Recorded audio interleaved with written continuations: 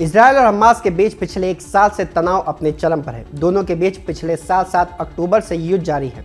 एक आंकड़े के मुताबिक इजरायल के हमले में गाजा में अब तक 40,000 से ज़्यादा लोग मारे जा चुके हैं। एक तरफ दिन प्रतिदिन इजरायली सेना गाजा पट्टी में लगातार अपनी पकड़ मजबूत करती जा रही है, तो वहीं दूसरी तरफ हमास की हेकड़ी अब गुम होती दिख रही है।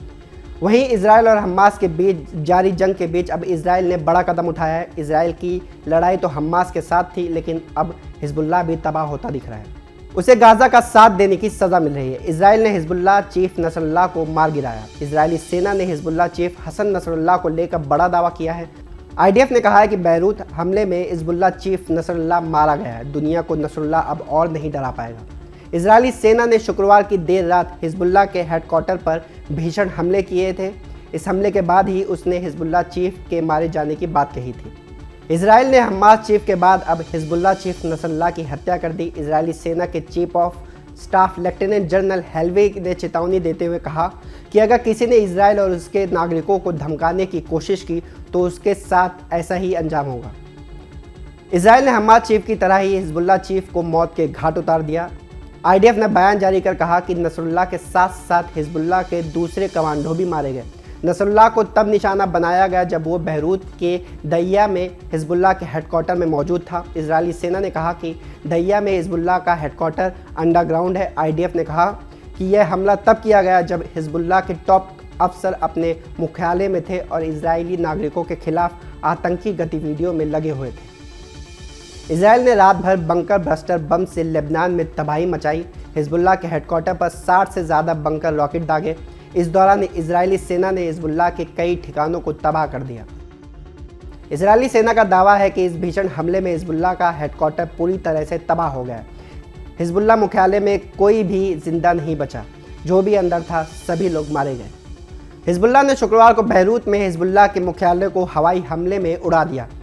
हिजबुल्लाह ने कहा कि हमले के समय हिजबुल्लाह प्रमुख नसरुल्लाह इमारत में मौजूद था। नसरुल्लाह मारा गया या जिंदा है, अभी इस बारे में साफ पता नहीं चल पाया है। हालांकि इजरायली सेना सूत्रों ने कहा है कि इतने बड़े हमले में उसका बचना लगभग नामुमकिन है।